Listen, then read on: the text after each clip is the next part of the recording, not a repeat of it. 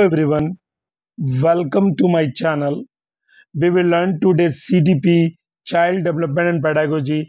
Child Development and Pedagogy से आज हम लोग जानेंगे learning in children. Learning in children की पहले भी मैंने प्लेलिस्ट में वीडियो डाली है, पार्ट 1 पार्ट 2 की, उसे आप जरूर देखें और अपने नॉलेज को इंक्रीज करें। अगर आप हमारे चैनल पर नए हैं तो जल्दी से चैनल को सब्सक्राइब कर लें ताकि हर वीडियो का नोटिफिकेशन सबसे पहले आपको मिले। आप तो जानते हैं कि सीटेट का एग्जाम दिसंबर में होगा, जिसके लिए आपको तैयारी करनी है। इसके लिए मैंने प्लेलिस्ट में इंग्लिश वर्जन में बाइलिंगुअल जो है, इंग्लिश और हिंदी दोनों में मैंने वीडियो बनाया है। एक प्लेलिस्ट है इंग्लिश वर्जन का और एक प्लेलिस्ट है हिंदी वर्जन का। आपको जिस लैंग्वेज में आप कंफर्ट फील करते हैं उस लैंग्वेज को आप देखें। तो हम लोग आज जो लर्निंग इन चिल्ड्रन है उससे जानेंगे बीएफ स्किनर के बारे में। इससे पहले मैंने पाउलो के बारे में बताया था आपको।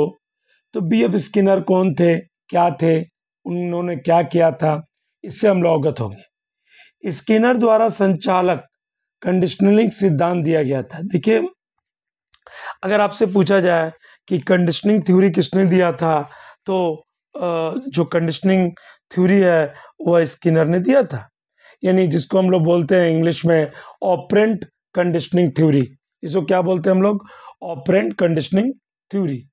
ठीक है, यानी जो operant conditioning theory was given by Skinner. जो ऑपरेंट का अर्थ है जीव पर्यावरण पर कैसे कार्य करता है, जिसे हिंदी में हम लोग operant means how organism operates on the environment, यानी संचालक का अर्थ है जीव पर्यावरण पर कैसे कार्य करता है।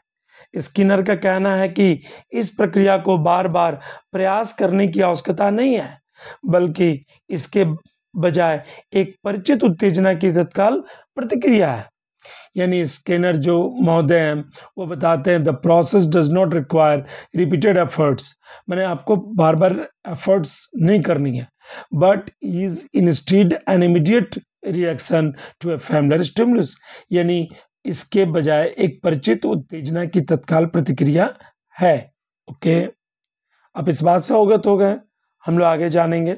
इस सिद्धांत को वाद स्थिति के रूप में भी जाना जाता है, जिसे हम लोग बोलते हैं आर एस कंडीशनिंग प्रतिक्रिया उत्तेजना। देखिए, एग्जाम में आता है क्वेश्चंस, पूछा जाएगा आपसे आर एस कंडीशनिंग जो रिस्पॉन्स स्टिमुलस है वो सिद्धांत किसने दिया है। This theory is also known as the instrumental conditioning, इसे हम लोग बोलते हैं इंस्ट्रूमेंटल कंडीशनिंग, वाद स्थिति के रूप में भी जाना जाता है। और इसका दूसरा नाम क्या है, ये बहुत इंपॉर्टेंट है, ये अक्सर पूछा जाता है।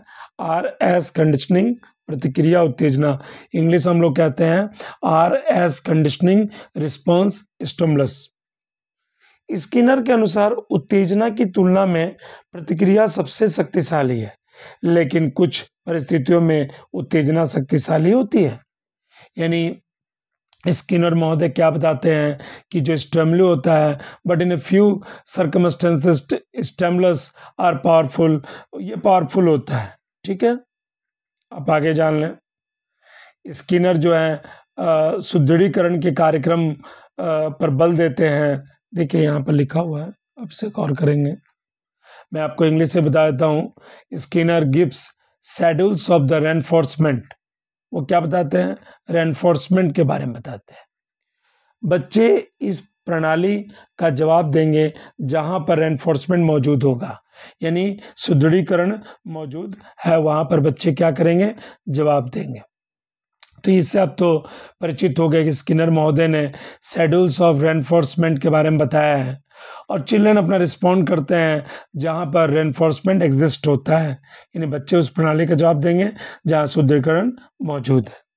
सुखद अनुभव सकारात्मक सुदृढ़ीकरण है, यानी चिल्ड्रन कैसे रिस्पॉन्ड करेंगे जहाँ रेनफोर्समेंट होगा, और प्लीजेंट रेनफोर्स एक्सपीरियंसेस जो है पॉजिटिव रेनफोर्समेंट को क्रिएट करता है। देखिए, यहाँ लिखा सुखद सकारात्मक सुदृढ़ीकरण है।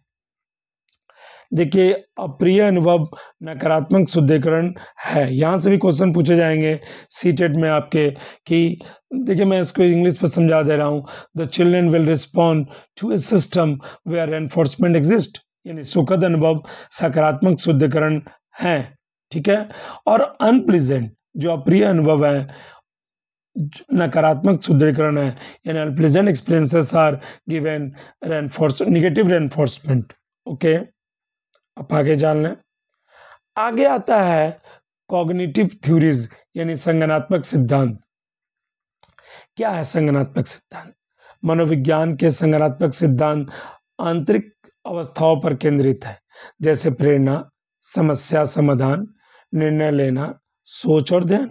ये संज्ञानात्मक सिद्धांत है। कॉग्निटिव थ्योरी क्या बताता है? फोर्स ऑन इंटरनल स्टेट, जिसमें motivational, problem solving, decision making, thinking and attentions आते हैं।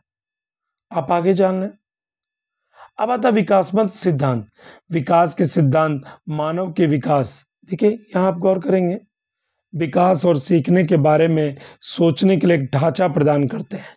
यदि आपने कभी सोचा है कि मानव विचार व्यवहार को क्या प्रेरित करता है, तो इस सिद्धांत को समझना व्यक्तियों और समाज में उपयोगी अंतर्दृष्टि प्रदान कर सकता है। यानी डेवलपमेंट थ्योरी क्या बताता है? एक फ्रेमवर्क बताता है सोच का, ह्यूमन ग्रोथ का, इसके साथ साथ लर्निंग का, ठीक है। यह बताता है व्हाट मोटिवेट्स ह्यूमन थॉट, किस तरह से मानवीय जो थॉट है वो मोटिवेट होंगे, उसके बिहेवियर। अंडरस्टैंडिंग दिस थ्योरी, अगर हम इस थ्योरी को समझें तो यह इंडिविजुअल एंड सोसाइटी के बारे में एक उपयोगी अंतर्दृष्टि प्रदान करता है, यानी व्यक्ति और समाज के बारे में, ठीक है। हम लोग आगे जान लें। अब आता है कोहलर। देखिए कोहलर महोदय के बारे में आप पढ़े होंगे। कोहलर महोदय ने किस सिद्धांत से हमें परिचित कराया था? तो जो कोहलर थे वो गेस्टाल्ट स्कूल के थे, यानी वो किस स्कूल से बिलोंग टू करते थे? तो वो गेस्टाल्ट स्कूल से बिलोंग करते थे। सॉरी, यहाँ गेस्टाल्ट है, सॉरी, आप इसके उच्चारण को देख लेंगे, यहाँ पर गेस्टाल्ट है। गेस्टाल्ट स्कूल के अनुसार संपूर्ण अपने कुछ हिस्सों से बड़ा है, यानी according to the gestalt school the whole is greater than the sum of its part. Kohler एक चिंपैंजी पर प्रयोग किया जिसका नाम उन्होंने सुल्तान था। उन्होंने किस पर प्रयोग किया? यहाँ क्वेश्चन आपके एग्जाम में पूछे आते हैं, मैचिंग में भी रहेंगे कि कोहलर महोदय ने किसका प्रयोग किया, उसका नाम क्या था? तो उसका नाम क्या था? सुल्तान था। अंतर्दृष्टि सिद्धांत कोहलर द्वारा दिया गया था और इसे हम लोग इनसाइट थ्योरी कहते हैं। इंग्लिश में क्या कहते हैं? अंतर्दृष्टि सिद्धांत को इनसाइट थ्योरी। इनसाइट थ्योरी किसने दिया था? तो कोहलर महोदय ने दिया था। और कोहलर महोदय जो अंतर्दृष्टिपूर्ण सीखने पर ध्यान केंद्रित किया है, उन्होंने कहा Kohler focused on insight full learning, यानी जो लर्निंग प्रक्रिया है वो इनसाइट थ्योरी में आता है। कोहलर सिद्धांत गणित और विज्ञान विषय के लिए फायदेमंद है। अब यहां से भी क्वेश्चन पूछा जाएगा आपसे कि जो कोहलर का थ्योरी है वो किसके लिए बेनिफिशियल है? तो मैथमेटिक्स एंड साइंस सब्जेक्ट के लिए वो क्या है? बेनिफिटेड है। ओके ओके, आपने यूनिट कंप्लीट कर ली। यदि आपको वीडियो पसंद आया तो अपने दोस्तों से शेयर करें, वीडियो लाइक करना ना भूलें। वीडियो देखने के लिए धन्यवाद।